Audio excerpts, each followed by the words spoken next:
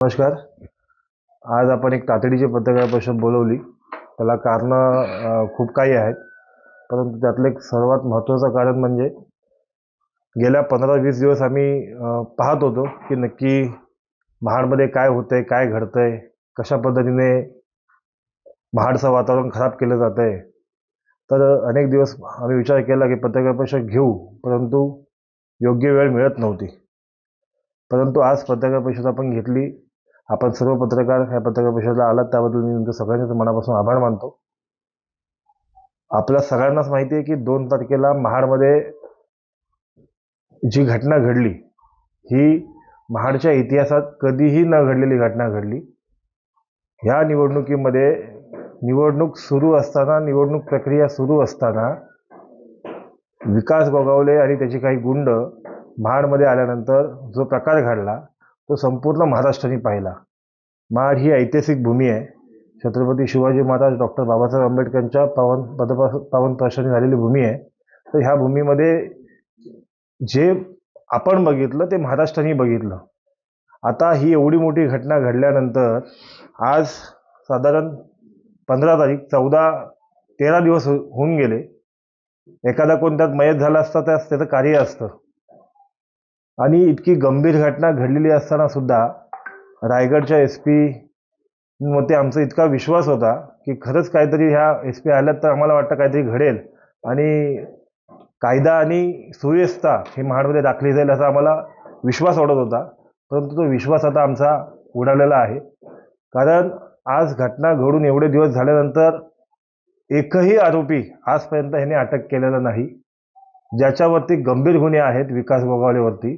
आज तुम्हाला माहिती आहे की डॉक्टर बाबासाहेब आंबेडकरांच्या नातवावरती केलेला हल्ला, माझ्यावरती केलेला हल्ला, काही दिवसापूर्वी पंकज उमासरेवरती केलेला हल्ला, आणि MIDC मध्ये घडलेल्या घटना, मुंबईमध्ये एका उद्योगपतीला अडवून त्याच्या गाड्या फोडलेल्या घटना, अशा अनेकशा प्रकरणं विकास गोगावलेचे आहेत. आणि त्याच्यावरती आत्तापर्यंत माझ्या माहितीने माझ्यावरती हल्ला केला, जीवे ठारवायचा प्रयत्न केला तो 307, अनिल नवगणेवरती जो हल्ला केला तो 307, त्यानंतर आता हा परवा दिवशी चालू झाला तो 307, MIDC मध्ये सुरू असलेला तो 307, असे 4 गंभीर गुन्हे दाखल असताना सुद्धा पोलीस विकास गोगावलेला अटक करत नाहीत.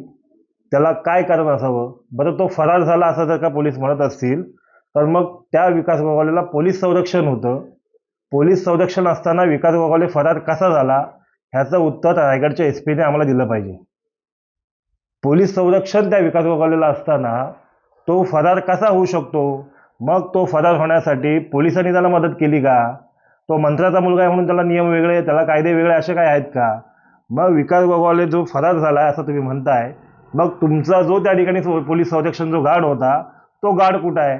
त्या गार्डची चौकशी करा. त्या गार्डला एक तर आता कुठल्या स्थितीमध्ये नसेल, त्याला माहिती नसेल तर त्याला पहिले अटक करा, त्याच्याकडून माहिती घ्या.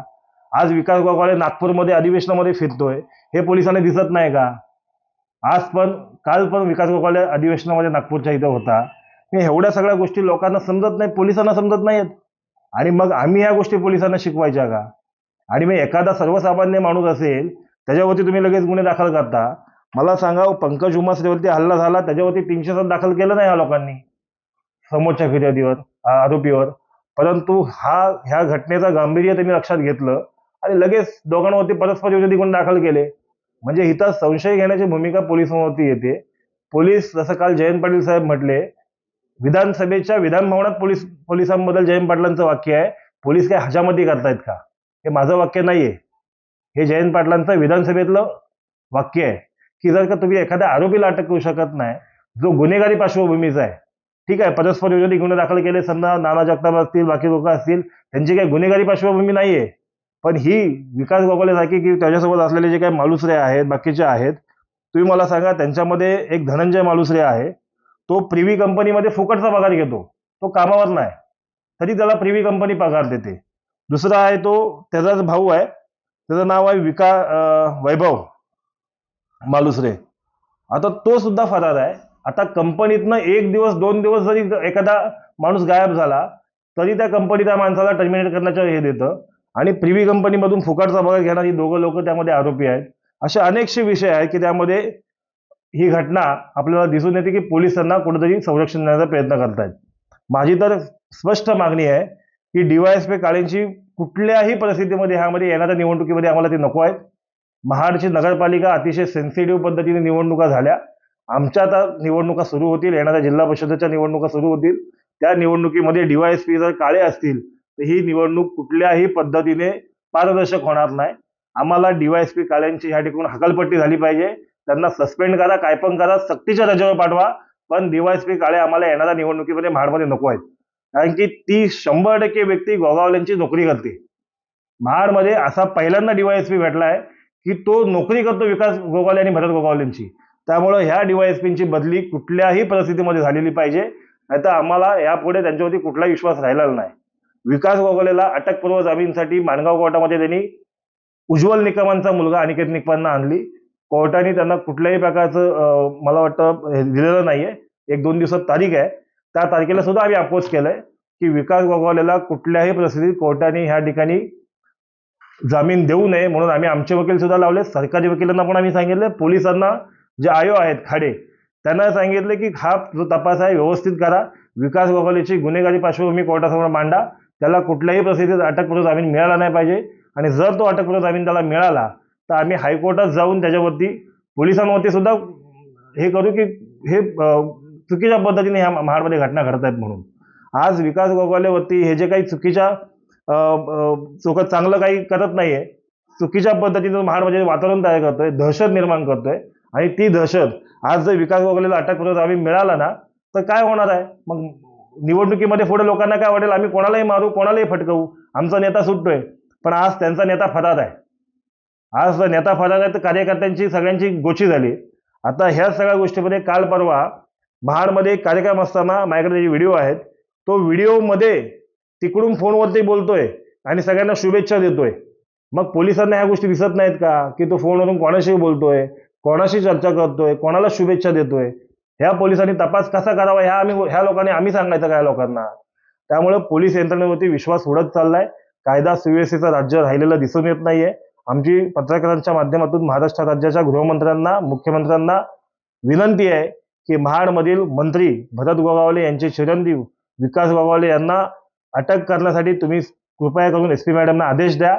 तसेच त्या व्यक्तीला येणाऱ्या निवडणुकीमध्ये महाडमधून नव्हे तर रायगड जिल्ह्यातून हद्दपार करा, अशा प्रकारचा प्रस्ताव महाडच्या पीआय कडून एसपी कडे जाऊन तो एसपीने तो प्रस्ताव मान्य करून विकास गोगावलेला येणाऱ्या निवडणुकीमधून हद्द करावा अशी आमची मागणी आहे. यासाठी आजची तात्काळ पत्रकार परिषद लावले.